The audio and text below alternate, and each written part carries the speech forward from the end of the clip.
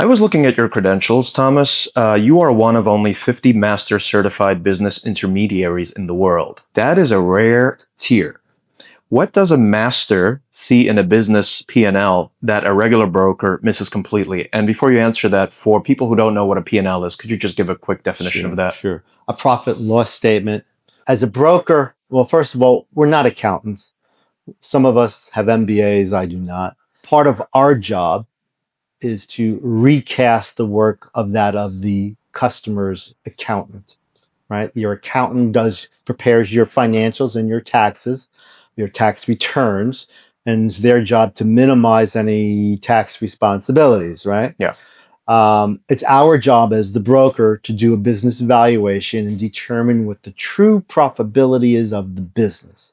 So while you might be writing off your living room or your personal Corvette on your business, and your accountant takes those deductions, we would take that expense and add it back to the bottom line. So what we're doing is we're looking at the profit and loss statements, we're looking at the income statements, the tax returns, and we're formulating a valuation. As a master certified business intermediary, my education is in how to do that properly and what most people don't realize. So in the state of Florida, in order to be a business broker, we have to have a real estate license. We're one of 20 states in the entire country that need to have a license. What that means is that most people that sell businesses don't have licenses, right? So you need to be very careful. Then, if you're talking about selling the highest price transaction that you, the business owner, will ever do, much like selling your $1 million house, now you're going to hire somebody that doesn't have any education or experience in dealing with businesses. Yeah. Right. So you want to make sure that they have those continuing education credentials, such as the certified business intermediary or the master certified business intermediary. What does it all mean? It means that I have more education, not only in books and classroom time, but actually doing the transactions. And that's what counts. You wouldn't hire an accountant, right, to do your taxes if they were just somebody on the street. Of course. And just so I'm clear and everybody listening, you can buy and sell a company in all 50 states, right? With the education and certifications you have. Well, again, I'm not buying and selling anything, right? Oh. I'm the broker. Oh, I and see. the business owner is hiring us to confidentially sell their company.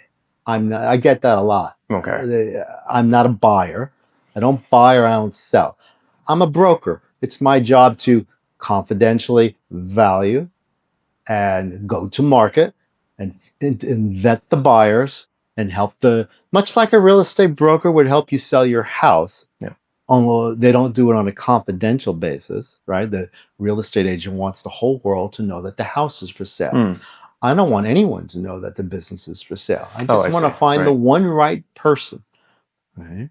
And so I might go through hundreds of buyers without letting anyone know that it's your business for sale. I'm vetting each and every customer. In your company presentation, which you sent to me, you mentioned that your company, Transworld, quarterbacks the entire deal. A lot of entrepreneurs think they can sell their business themselves to save the commission. Where do unrepresented sellers usually fumble the ball? All the above. It's the valuation. They're going on to ChatGPT and they're going into some reference guides, and they simply think that their business is worth a multiple. Is it worth 2 times? Is it worth 3 times? But they don't know the proper way of doing valuation. They have no idea, for the most part, how to handle a due diligence. In many instances, and it's very scary, is the seller and a buyer will get together. The buyer will give the seller a non-binding letter of intention, and then the seller will open up his books to this person, only to waste 3, 4, 5 months just to find out that this person has decided to steal their private information and use it somewhere else. So be very careful. But even worse than that, you have a business the owner's working 40 to 60 hours a week. And where are you going to find the time as the seller to sell the business?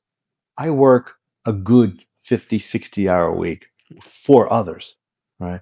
Are you able to work, run your restaurant for 60 hours a week and then spend another 50 hours trying to sell your own restaurant? Right. And they obviously don't have the expertise either. And Correct. it's a full-time job. It's a full-time job. The last thing you want to do is let the employees know that you're selling the business, that your customers know, that your vendors know, your landlord know. And if you don't do everything in the right process, the deal will fall apart. And not only will the deal fall apart, you could go out of business. Because you don't want to cause a panic, not just with everybody internally, but with your customers too. Yeah. Imagine word got out that the customers knew you wanted to sell your company. You're going to go to your competitors. Right. Like, oh, maybe something's wrong with their product or service. Exactly. Right? How many times have you walked into a business, like maybe your favorite restaurant, just to say, hey, wow, something's different?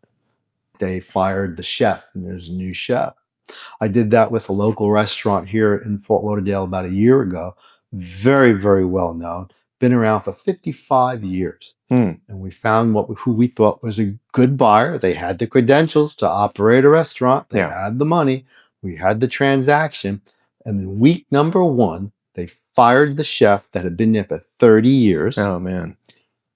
Hired a new chef, changed the vendors, the people that were supplying the meat and everything else. This was a Mexican restaurant. And long story short is they're out of business today. They literally had to close the door. If you enjoyed this video and want to watch more just like it, click right here. And if you want to watch the entire episode, click right here.